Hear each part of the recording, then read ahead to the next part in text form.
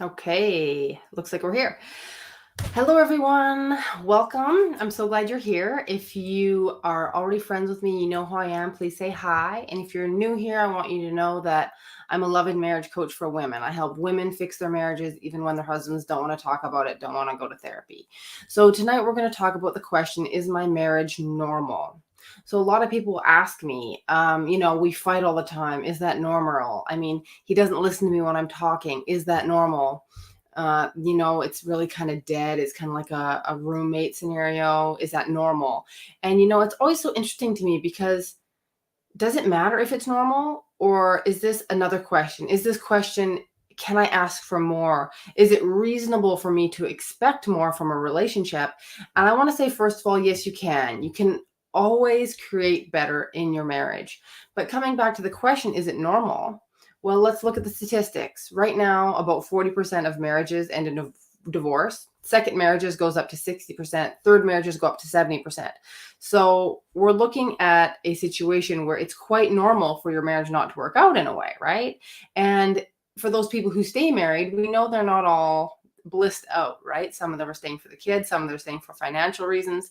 So you can expect there to be a lot of people struggling with the same things as you are. So why does that matter? Well, first of all, don't feel bad, don't feel ashamed, don't feel like that's embarrassing. I feel like there's a stigma about admitting that you have some trouble in your marriage, like somehow like, "Ooh, they're on the rocks. Oh, like they don't really love each other." And that's a joke because people are just hiding it really well. You have no idea what people are dealing with. So don't feel bad because it's a very common issue. I mean, 70% of all divorces are initiated by women. Like that's a lot of very unhappy women out there. So first of all, just ditch the shame and know that, this is a place of no judgment and so many people have been through it. You have no idea. So I just got my notes over here. I'm checking them.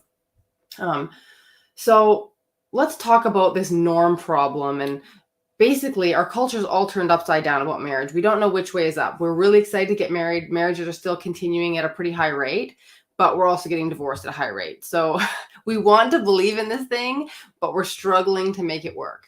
And there's basically two fallacies that are driving this like bipolar relationship with marriage. The first one is the traditionalist concept, which is marriage is not about you. It's for the raising of children. You need to get over yourself. It's not supposed to be fun or romantic. That's for kids. It's about sticking it out and being and persevering, right? And this is the concept that probably our parents were raised with and that we took on, even though many of our parents probably got divorced because boomers are getting divorced at a very high rate. But it's this idea that it can't get better, that passion always just dies off. And that's just how it is. So when people tell you that, you think, oh, well, if this is just how it is, I shouldn't ask for more, right? I should just tough it out, which is a pretty soul sucking proposition.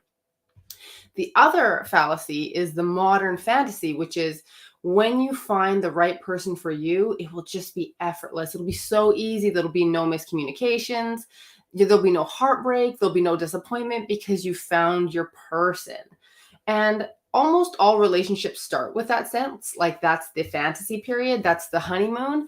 And so it deepens this desire and this sadness for like, oh, why can't it last forever? Why can't it just be like that forever?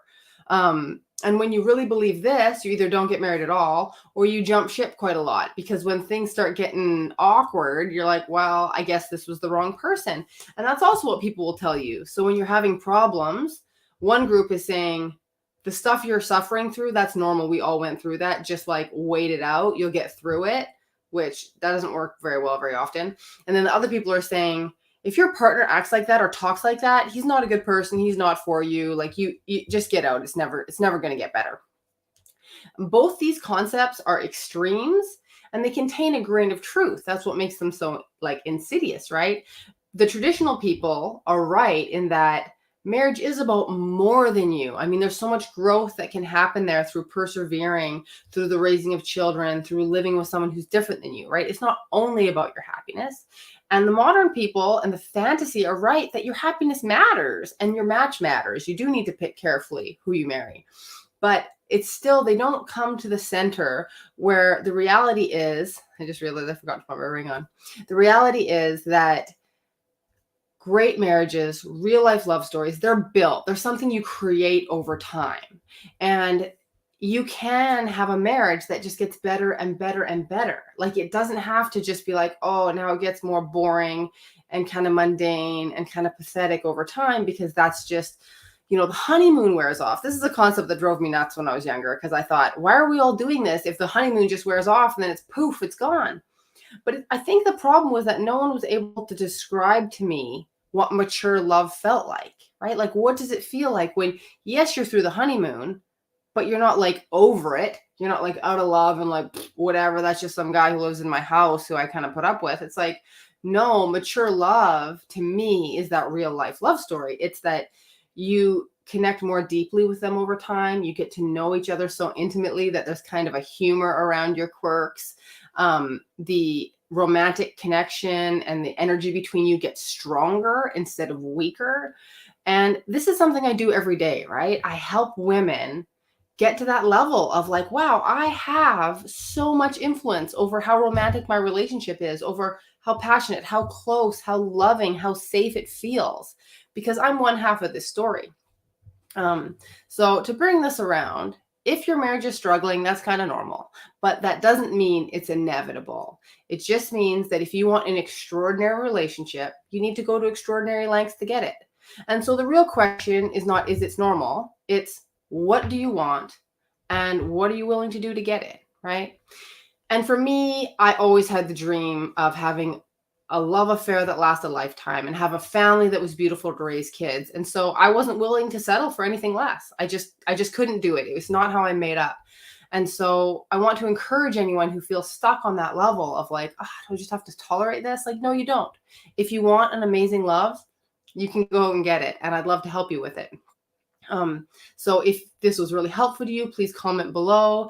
And if you'd like to be part of my email list to find out what's coming up, just type yes, please, or anything else that stood out for you that was valuable.